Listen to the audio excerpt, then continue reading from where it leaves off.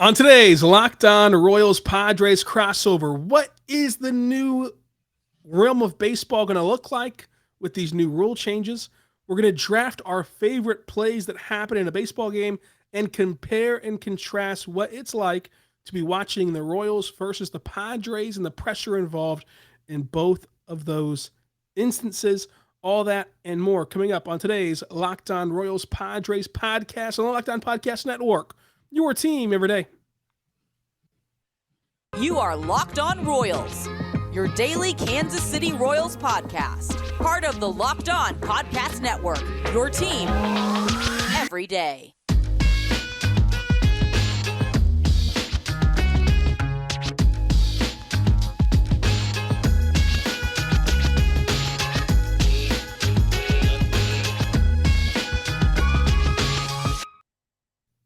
Let's get it going on the Locked On Royals Padres podcast on the Locked On Podcast Network, your teams every day. I'm your host, Rylan Stiles. You can follow me on Twitter at Rylan_Stiles, joined by the host of Locked On Padres, Javi Reyes. You can follow him on Twitter at Javapeno. We're going to talk about the rule changes for baseball, talk about our favorite plays that happen in the course of a baseball game, and discuss where these two teams are at in their current state. So a lot to dive into. But Javier, how are you doing today? I am doing lovely. I am doing, some would say, phenomenal. And I would also say exemplary. Things have been going well. I think you had the old Thanksgiving that just occurred. We unfortunately did not get to do our Thanksgiving draft, but that is okay because we found a way to do another draft. And as always, just in general, I'm always happy to talk to you, Rylan, about all things baseball. Despite our two teams not necessarily having the most in common with one another, aside from the former first baseman of both of our teams, the Wizard of Haas, Eric Hosmer. But other than that, it's just always fun talking to you, man, because I feel like we the sport in a slightly not too dissimilar way. I think our opinions on the general state of baseball are pretty alike. So as always, man, super happy to be here. Well, it was actually a decision by me to not do the Thanksgiving draft because I just could not stand another year of you drafting corn squash or whatever you drafted last year. But we'll have this draft today. We'll have another draft as we get closer to Christmas as a little teaser for what that could be. Be thinking about what you think we're going to be drafting for Christmas. Javi, we have a lot to get into today. I want to first start by talking about the rule changes. How different do you think baseball will look next year with all these new rules? So there's a bunch. One, we've got, I believe the shift is getting axed, if I'm not mistaken. So that's one thing that we can't forget about, because for a long time, the shift has been a constant in baseball discourse, right? Like whether you're for it, against it. I'm not really going to go too deep into my personal opinions about it. You certainly can. But that's going to affect a whole lot of players. I mean, your Juan Soto's for the Padres, right? Like for Padres fans, that will change things. The amount of hot shot ground balls past the first baseman that would be hits regularly, if not for the shift, maybe that you see a big change there. There's going to be changes all over the place, if we're being honest, for any amount of hitters. So we might see an increase in offense potentially next year, which is, I think, pretty exciting. It's certainly exciting for a lot of players maybe entering free agency after next year. But the other is the pitch clock. I mean, that is the number one thing we have at it, because not to be a bit, hyperbolic, not to be a Emmanuel Acho, you know what I mean? Not to be a Skip Bayless type right now, but it's probably the most significant change that we're going to see come to baseball. And I don't know, basically ever since they first added replay. And I know the first rendition of replay wasn't overall super impactful because it was just based on the determining what was a home run and what wasn't. But just in general, like one of the biggest steps baseball has taken. And I don't know about you, but I'm super all for it, because I like it when things go just a tad faster, because there's a lot for a young lad like myself to pay attention to, whether it be on the phone, whether it be whatever the latest thing the CEO of the Bird app is doing, whether it be my personal life, whether it be just the shows I watch. There's a lot to do, and sometimes I don't want to sit there for 4 hours watching a pitcher have to, touch his back, and then, the batter has to adjust his gloves and go up and down and side to side. He's got to go by Nathan's hot dogs real quick before you throw another pitch. I'm all for that. Even if I don't think that that's the biggest problem with baseball, I actually think the length of the season than the length of the games. But nonetheless, it could be pretty huge. What about you? So I think that the pitch timer is the most interesting because it'll be a mixed bag, I think. Watching it happen in AAA for, I mean, I want to say like half a decade now, it's been in AAA. I think that the pitchers that are young and came from the minor leagues more recently, they're already used to it. It won't really bother them at all that this is happening. For, of course, the old pitchers that have not experienced minor league baseball in a long time, they will, I think, complain about it heavily in April and eventually just get used to it as they did with sticky stuff versus non-sticky stuff. That happened in the middle of that season a couple of years ago. My biggest thing is the shift. I think that my hope is banning the shift creates more parity of hits and more ability for teams to score besides home runs. Home runs, I think, are fine and they're fun sometimes, but whenever you're literally just sitting there watching a game and okay, he's either going to strike out a home run, and that's the case for every single batter. And so every matchup you're just looking at, okay, will he strike out this time? Will he hit a home run? It gets boring really fast, especially whenever you're watching a terrible team. Like there's no excitement there anymore. It's just not. So whenever you ban the shift and you hopefully get to see more singles, right, or see more doubles, whatever the case is, that it just I think leads to more offense and leads to more excitement overall because the exciting plays can be more than just home runs. It can be a guy scoring first to third because someone was able to hit the ball into the gap or whatever the case is. So I'm kind of excited for the shift being banned. I'm excited to see who does complain about the pitch timer, who does kind of just get over it and move on and not have it hang over their head. And then also excited to see if it even matters, the pitch timer. Like I think that the pitch timer will largely go unnoticed. Like I went to opening day in AAA whenever it was first implemented, and we all were watching the clock and we were all watching the timer, but it never even really got down to zero. That was the first game it ever was implemented, and it never really got that exciting because guys just pitched, and that was all that they did was pitch.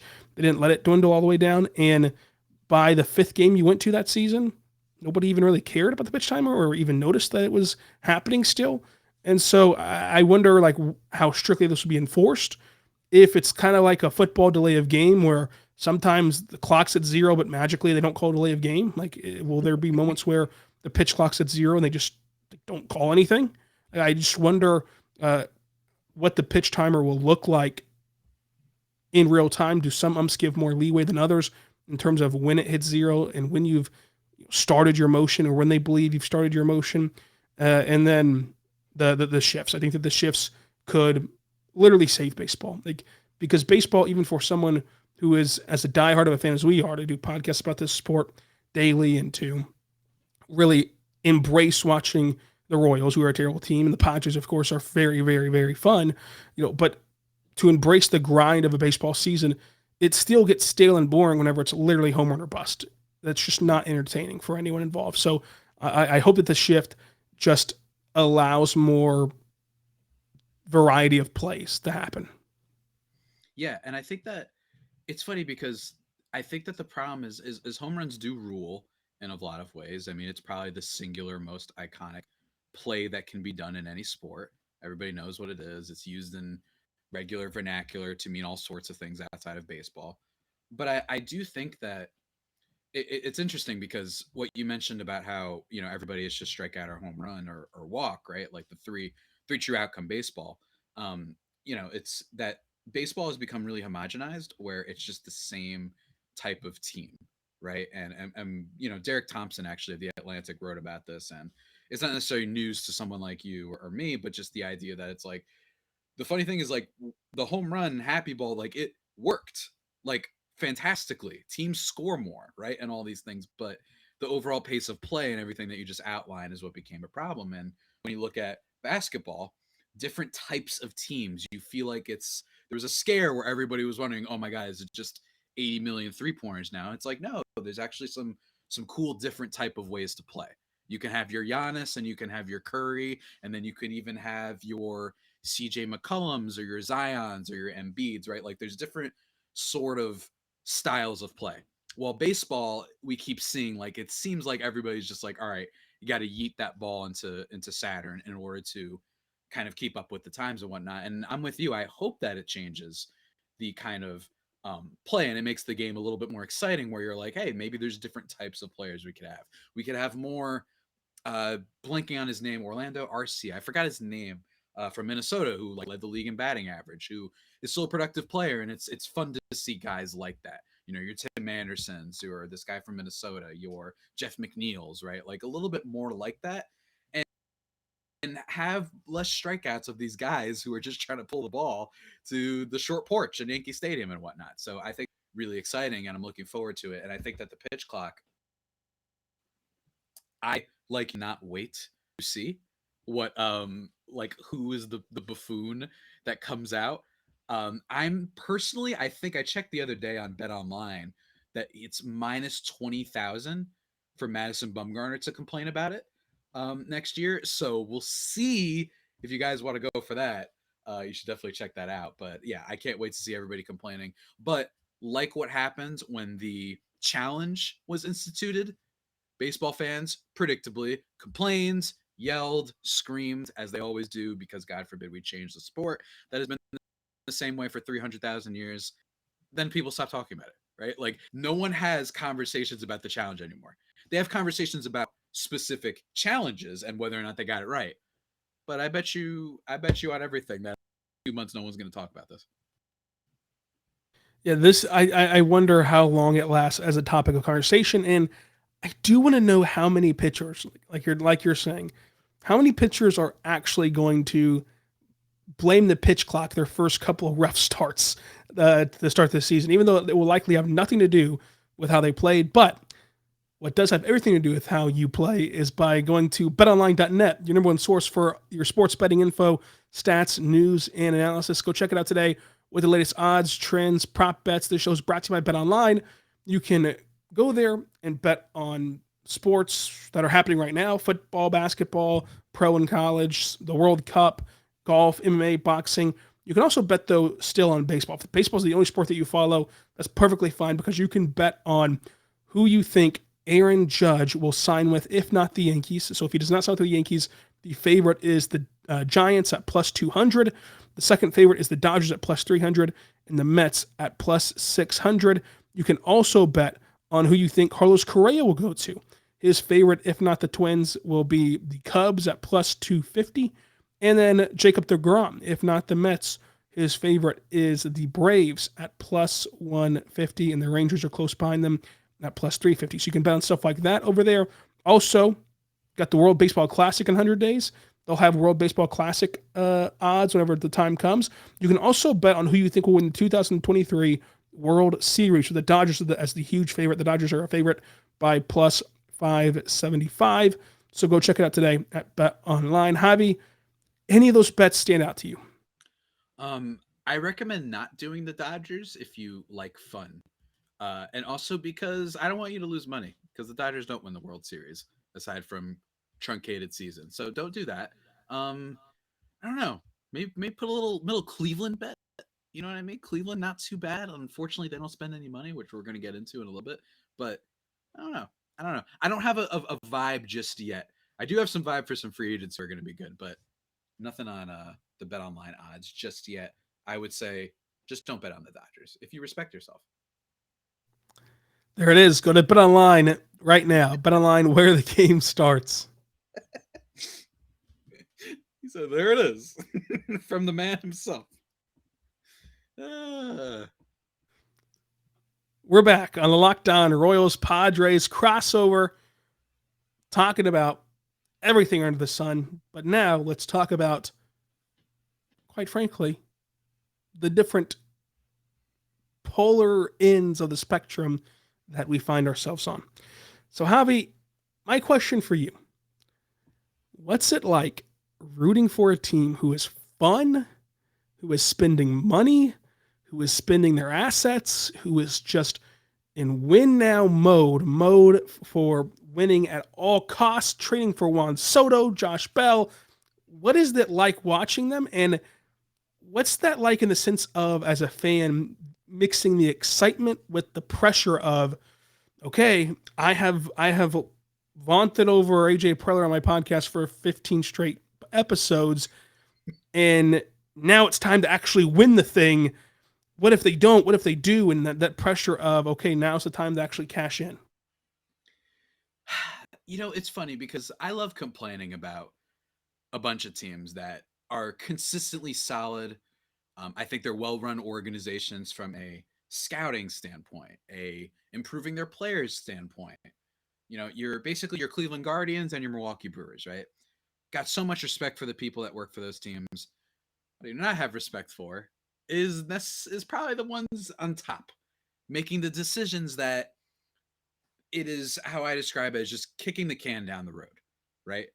The Milwaukee Brewers did that this year. They were literally in first place and gave up their number one asset for, I think, Estrella Ruiz and some of the guys they gave up could be good, but it's a lot of could be, right?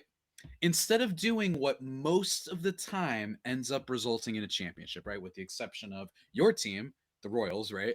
Most of the time, you got to spend, right? Almost every time, those are the teams that are consistently up there. It's not impossible to win without spending money, but it's just that's kind of what you continue to see. So there's always among baseball fans, and I'm not going to call out any specific, media members and whatnot for sure, but it's just lots of praise for all these teams that make these smart, like little moves to help improve their team.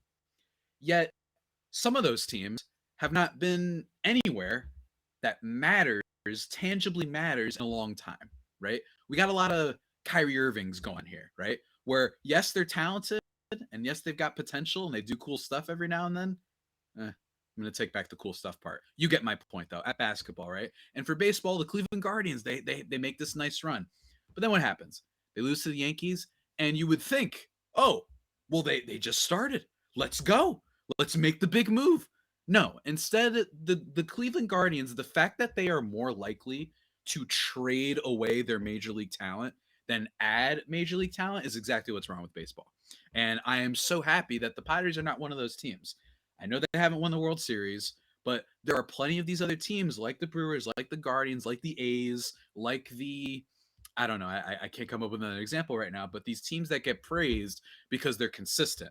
And my thing is, I would rather go for it and stink in this sport that is long as heck versus just sitting there and being prospect hugging and keeping this promise, telling your fans about the next great one, right? And when that next great one comes around, Jose Ramirez is 32 now and he's declining. We got to trade him and we got to start this whole thing all over again. It's kind of like the in Mario 64 when you run up the staircase, but if you don't have enough stars, it just keeps repeating over and over.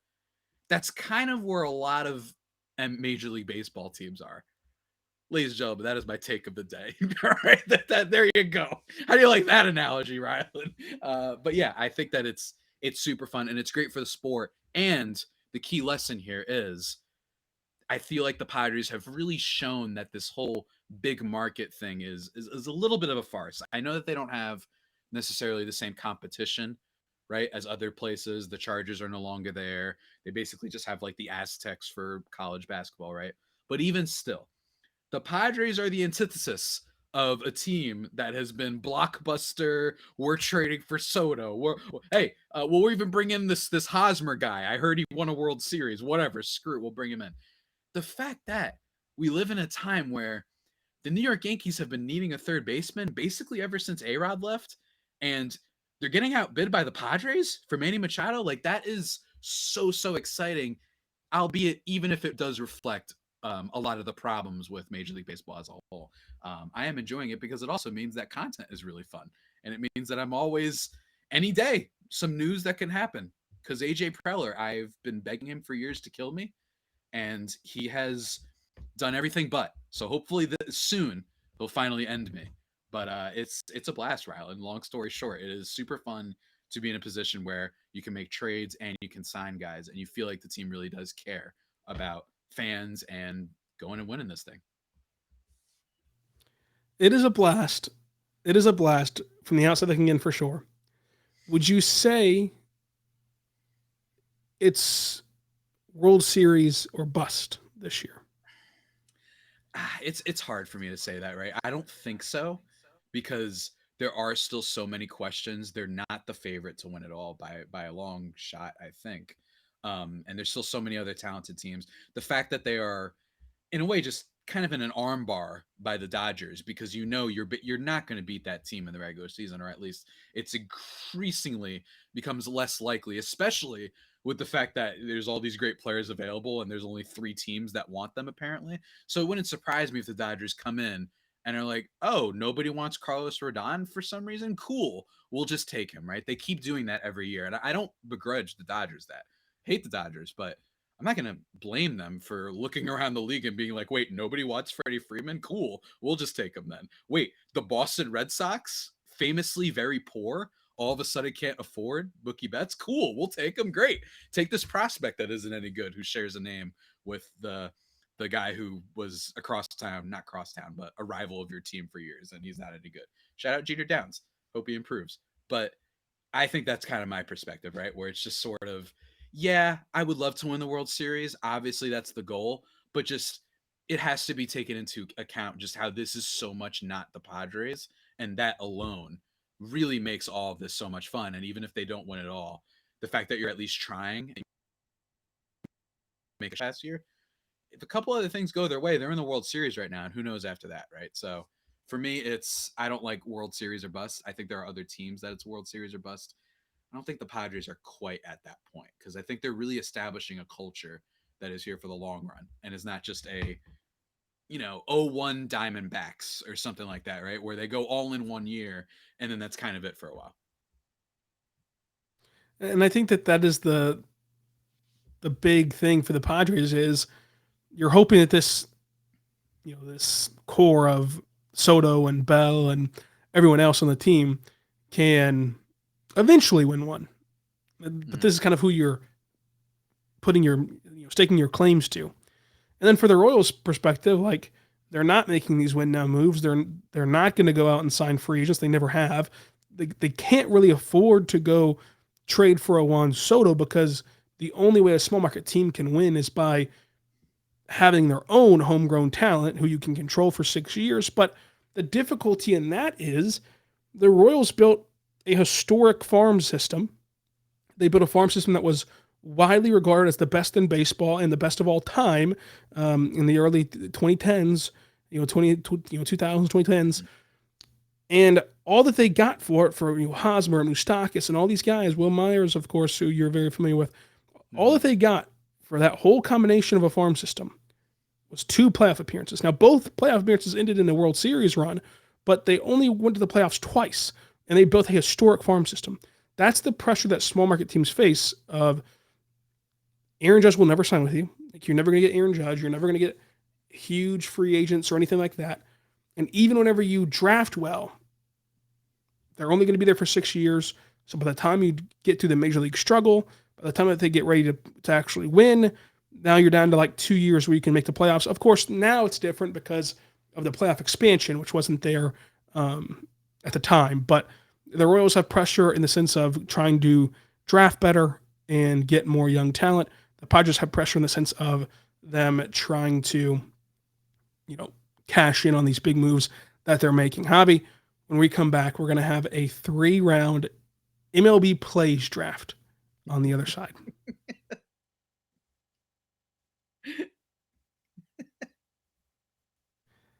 We're back on the Locked On Royals Padres crossover. Javi, here's how it's going to work. You're going to tell me right now, heads or tails. This will decide who gets the first overall pick. Yeah. I'm going to go with heads. It is heads. You have one. Would you like the first or second pick? I would like the second pick. Okay. Just to throw you off a little bit. Okay. You know what I mean? I'm playing the mind games right here. Let's see. Let's do it, man. So we're just drafting individual plays that can happen in the sport of baseball. Yes. phenomenal stuff. It's almost like we had to come up with a third segment at the last second. We can either do 3 rounds, 5 rounds, or 10 rounds. What do you want to do? I think we do like I don't. Let's just go with it, and then if we get to 3, we still got time. Then we could do 5. First pick, 1-1. I'm selecting a beautiful, and I mean beautiful, 12-6 curveball. Ooh, you can't beat that. Like a masterful 12-6 curveball. Okay. I'm honestly surprised by this. There's a lot of like high level things on the board here.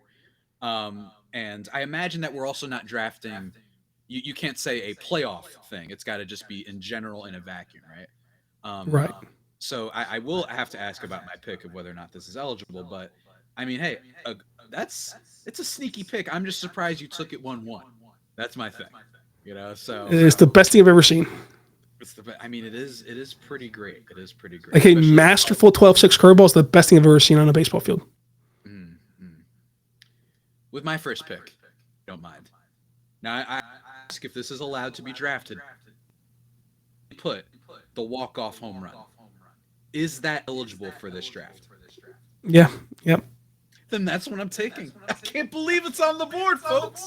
I mean, this is what you see in the video game trailers. This is what all you kids saw growing up. You're running around playing your t-ball. You're pointing to the sky. You know, maybe doing your Babe Ruth impression. And then you pretend you walk it off, and then you get to home plate.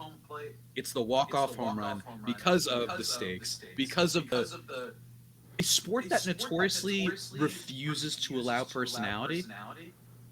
You have all these people gather around the home plate for some reason to just like attack each other and whatnot.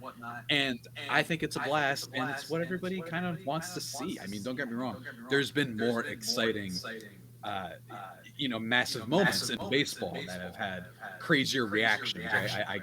What comes to mind for me is the Tampa Bay Rays World Series against the Dodgers a couple years ago when, there was the misplay in the outfield, and then what's his face? Brett Phillips. Yeah, Brett Phillips. He's the one who got the hit, and then Arozarena. He gets caught right in between third and home plate, and then he goes back, and the ball gets away. The great call from Joe Buck. That stuff is great too, but for me, it's the walk-off home run. Who doesn't like a dinger to end it all? So you get back-to-back picks in the sneak draft. So you're pick 2. Oh, really? Oh, I get the back-to-back. Look at that, folks. Look at me. I'm schooling this fool. With the next pick, I'm now going to take one that is in honor of my mother, to be honest with you, because it is her favorite play in baseball. And that is, it doesn't even have to be the best one in the world. It doesn't even have to be a diving stop, but the throw from third base to first base. Crisp, the camera tracks it well. Obviously, if you have a great third baseman, it makes it even better. It doesn't even have to be a big grab, but just the smoothness. I'm privy to this. Obviously, I've been watching Manny Machado for years, so maybe there is some bias here that if you don't have a third baseman, it's you're scared all the time. But for me, it's just the clean. They do this and then they whip it back to first, and it just looks so easy, and it's even better in person. In my experience. I am one of those people who loves watching, just like, say you're a big NBA guy. I just love watching these guys casually make shots, right? Like I like for them, if there's no one guarding them, that's not like the hard part. The hard part is how do you get yourself open for the shot and whatnot, right? And I love seeing that. For me, baseball, it's just the casual nature in which these guys will throw a ball like 30 feet or whatever it is, and that's just like the normalcy of it. And for me, third base, that throw, especially on TV and even better in person, obviously, that is one of my favorites. Well, for my second pick, now listen. Here we go. Let's see, folks. He's got to make a comeback here. I'm going to go with bottom of the ninth. Up by 1 run. Okay. Runners on first and second. 1 out. Only up by 1. Ground ball in the hole. Diving backhand by the shortstop. Flings it to second. Second baseman grabs it. you've got a medium speedster. He's not Billy Butler, but he's also not Billy Hamilton. So now he's kind of in between. So the throw to first, very close. In fact, you can't tell in real time if he made it or not. But it's a double play, ball game over. The defense wins it for the boys, and you get to celebrate. The game-ending double play on the road, whenever the home team is at bat trying to rally, the crowd's putting on their hats backwards or whatever the hell the shoe thing was in Seattle, like, and then you just end it with a double play. That is ruthless. That is fun. Mm-hmm. That is perfect. I actually think that it's sometimes underrated, right? There's something about the 1 and 2, you know what I mean? Like there's something about it that's a little bit more, like you said, it packs an oomph. I'm with you on that pick. I'm with you on that pick. It's a good one. It's a good one. Might have been what I took next, honestly. But it wasn't, of course, because my strategy's flawless. So for my third pick, I'm going to go with, and again, we admitted our biases. My bias could be from watching Alex Gordon his entire career. I'm going to go with now here's my question for you. You had a technicality, I got to have one too. Can I go wall climb plus in the stands catch, or do I need to pick one or the other? Basically just a ball that would be independent of everything would be out of play, making that right. catch. And I think that's incredible. I'll allow it. Yes. Okay, so it's like Alex Gordon climbing the wall and then Alex Gordon diving into the stands in Chicago. Like that play, that type of play. It's incredible. Mm-hmm. It's a real make you jump out of your seat moment, because usually when you're watching your team and you're watching the defense, that's not when you're standing up going like this, unless it's a playoff game. That's not when you're going like this. You're standing up getting all crazy when it's the offense up, because you're ready to jump up after a home run. But the catch, man, I swear the amount of times I've just been going like this, watching a baseball game, just kind of like wasting away, and I see someone leap into the air, and Alex Gordon, or I wasn't watching at the time, but the famous Jeter play going diving into the stands. Some fun stuff, man. Some fun stuff. Well, what's your third pick, Javi? All right. There we go. Third pick.